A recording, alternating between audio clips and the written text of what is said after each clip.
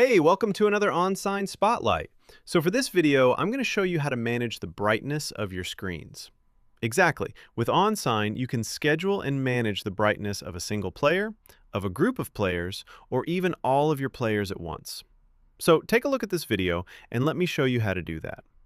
So first we have to go here to the players page. And as you can see, I already have one player here. It is online, it is synchronized. And when I click on my player, I have plenty options here, and the one I want is settings. So if I scroll down all the way to the bottom of this page, right, I can see here that I have the option brightness control. And when I click here in enable, it is going to display to us this part right here.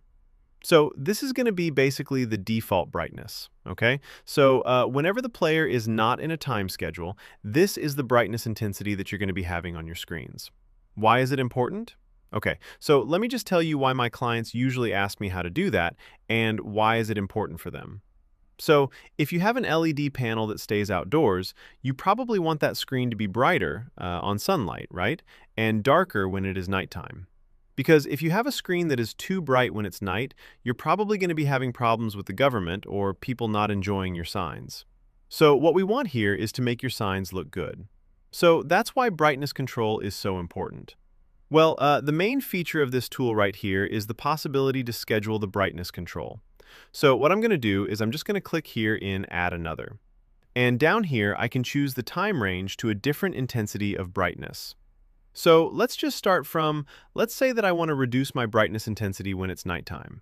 So it is going to be from 6 p.m. to 6 a.m. And I want my brightness intensity to be 70%. Keep in mind that it's also possible to add multiple schedules, so I can add as many as I want here and have different intensities of brightness on my screens according to different times of the day.